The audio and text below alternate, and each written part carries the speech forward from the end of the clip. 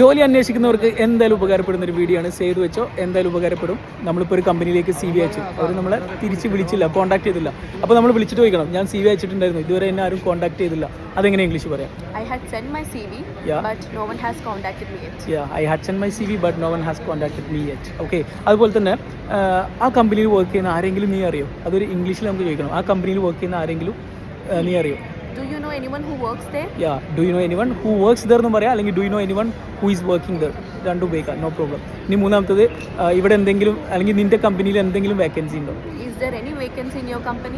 Is there any vacancy in your company? അപ്പോൾ ഞാൻ നിങ്ങൾക്ക് ഒരു ടാസ്ക് കൂടെ തരുന്നുണ്ട്. അപ്പോൾ നിങ്ങൾ കമ്പനിയിൽ വെച്ചിട്ട് ചോദിക്കുകയാണ്, ഞാൻ എപ്പോഴാണ് ഇൻ്റർവ്യൂവിന് വരേണ്ടത്? അതെങ്ങനെ ഇംഗ്ലീഷ് പറയാം? ഞാൻ എപ്പോഴാണ് ഇൻ്റർവ്യൂവിന് വരേണ്ടത്? അത് ഇവിടെ നിന്ന് കോമൻറ്റ് ചെയ്യാം. സോ ഇതുപോലെ ഒരുപാട് കാര്യങ്ങൾ. ഇപ്പോൾ നിങ്ങൾക്ക് ഇംഗ്ലീഷ് അറിയാത്തതുകൊണ്ട് ഇനി ജോലി കിട്ടാതിരിക്കരുത്, ഞങ്ങൾ സഹായിക്കാം.